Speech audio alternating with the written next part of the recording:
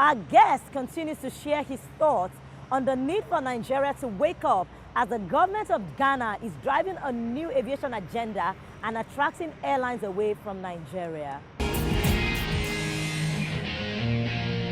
Accra government has come out because the Nigerian aviation is sleeping and have attempted with their population that is a fraction of ours to make Accra the hub for West Africa. They brought out a policy and a road plan to try and actualize that. And that is what we are seeing today, where airlines today are going out to Accra to refuel, to night stop their crew, and to provide services and catering out of Accra. They come to Nigeria, pick up the passenger, and fly out. Because we are not providing those services for them. Those services can easily be provided. We've spoken to our minister who has promised, and I had a meeting also with the Honorable Minister of Petroleum, who we sat down, who has given us their words that come the turn of the year, Nigeria will start to produce Jet A1 locally. Accra is selling fuel between 110 and 120. Accra is also importing fuel as Nigeria is importing Jet A1 fuel. There's really no reason why the government should not step in aggressively today to correct that. Whether it's a cartel or it's double taxation or whatever the issue is, or excessive taxes, we must look at it and address it because we are losing revenue. We're killing our industry. Today, you have airlines out of Abuja, fuel is 240. Emirates, for example, sleeps in Accra. The 22 crew on board hotels have been lost because the 22 crew now sleep in Accra. Where they stay in a hotel, they've lost revenue. The fuel that they were picking up, they're not picking up the fuel. That is it's just one step at a time that we need to correct this issue because they are going to be stepping out gradually. Before what we know again, we'll be sitting down here, everybody will be based in Accra, which is the dream and the policy, an actual direct policy by the Accra government to try and take the customers.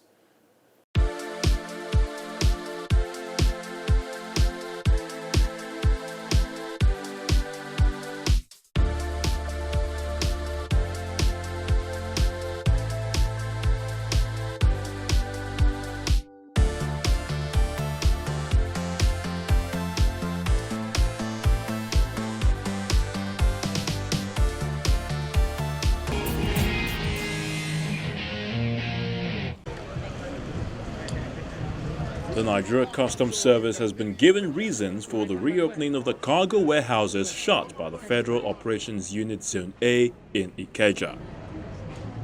The controller in charge said the authorities of the warehouses had submitted documents as requested. We have to take control of the two export warehouses for us to obtain the documents which we have now. That's the reason actually why we unsealed the two places. Investigation is ongoing. It's only after the conclusion of the investigation that we can find who is culpable.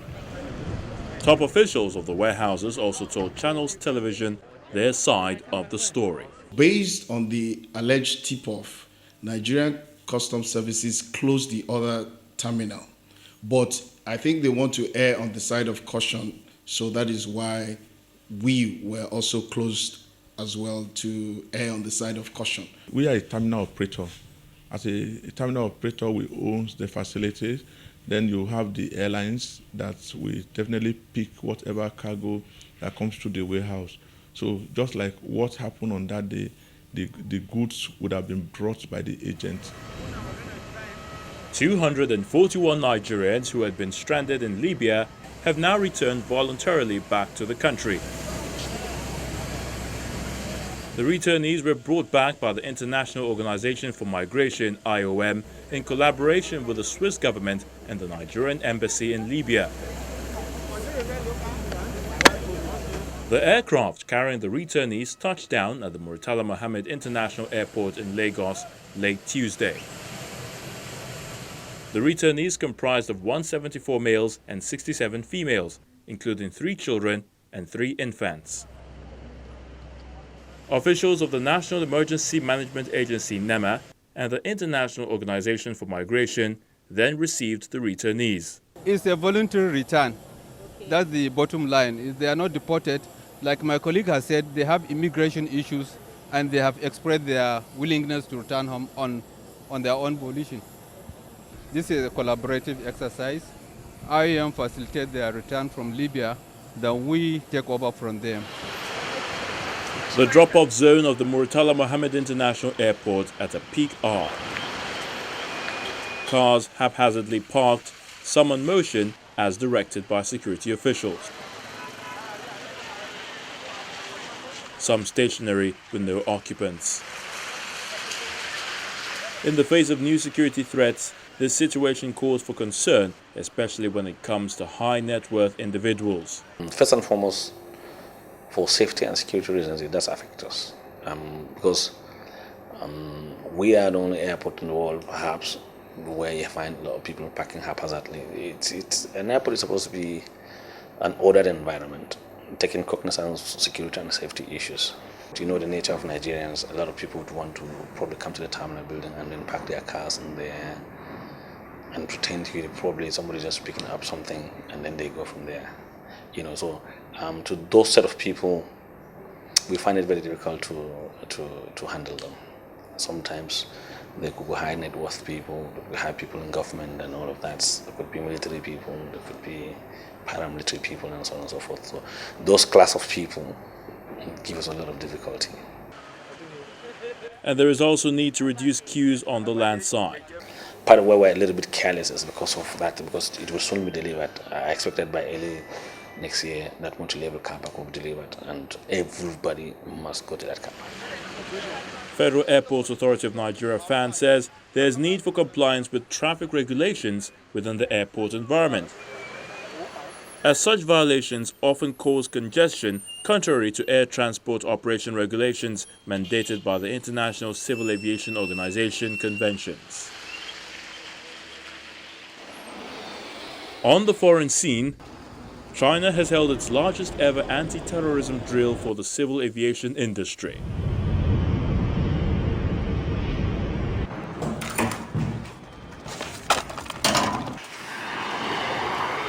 The drill, directed by an emergency response command, started with an anti-hijacking exercise.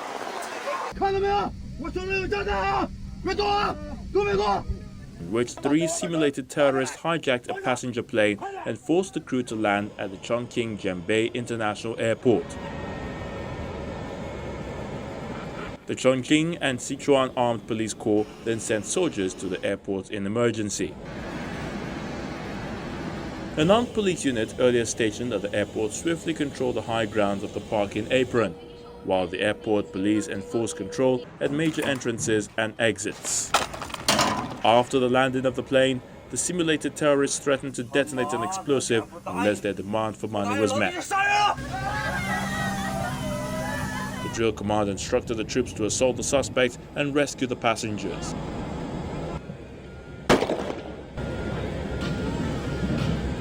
The scout team entered the cargo compartment of the plane from its tail and then used their equipment to observe and report the situation inside the aircraft.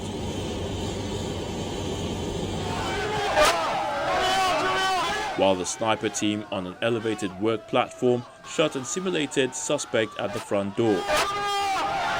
Then 3 other teams stormed the hijacked plane from 3 accesses, arresting the suspects.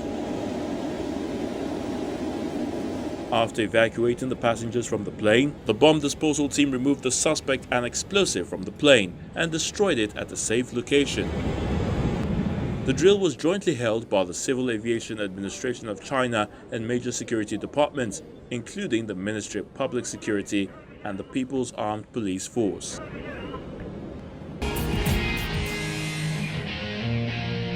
Our feature for the week comes up shortly. Do join us again.